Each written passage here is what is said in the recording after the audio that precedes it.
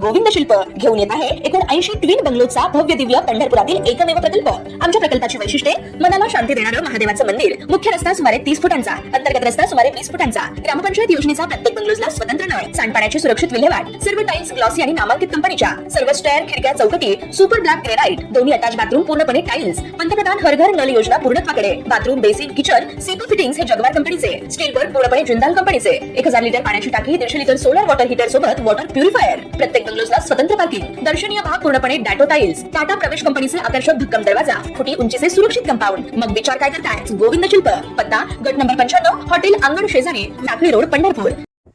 लोकसभा निवडणुकीत सुप्रिया सुळे यांच्या प्रचारात युगेंद्र पवार यांनी महत्त्वाची भूमिका बजावली आहे। त्यावरून आगामी विधानसभा निवडणुकीत उपमुख्यमंत्री अजित पवार यांच्या विरोधात युगेंद्र पवार यांचे नाव पुढे येत आहे।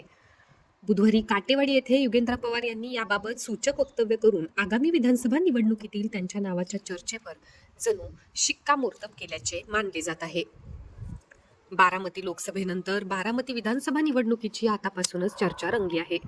याबाबत ज्येष्ठ नेते शरद पवार हे युगेंद्र पवार यांना घेऊन आतापासूनच मैदानात उतरले आहेत। पवारांनी संपूर्ण तालुका पिंजून काढण्यास सुरुवात केली आहे। त्यामुळे अजित पवार यांच्या विरोधात त्यांचे सख्खे पुतणे युगेंद्र हेच मैदानात उतरणार असल्याच्या चर्चेने जोर धरला आहे। काटेवाडीत बोलताना युगेंद्र पवार म्हणाले, संपूर्ण बारामती आपलं घर असलं तरी सुद्धा आपलं मूळ गाव काटेवाडी आहे। सर्वात दबाव काटेवाडी कन्हेरीमध्ये झाला, इथल्या अनेक स्थानिक पुढाऱ्यांकडून झाला। तुम्हाला सोपा प्रश्न आहे की साहेब बारामतीचे नसते तर आज बारामती अशी असती का? साहेबांमुळे बारामतीचा खरा विकास झाल्याचे यावेळी युगेंद्र पवार यांनी नमूद केले। मंत्रालयात तुम्ही काटेवाडीचे आहेत असे सांगितलं की लगेच खुर्ची आणि मान मिळतो। आताच्या वेळी पैशांचा वापर झाला, पण 3 महिन्यांनी तुम्ही त्यांना दाखवून द्या की 100 मतांनी आपण पुढे कसं पाहिजे। तुम्ही अजिबात कमी पडता कामा नये।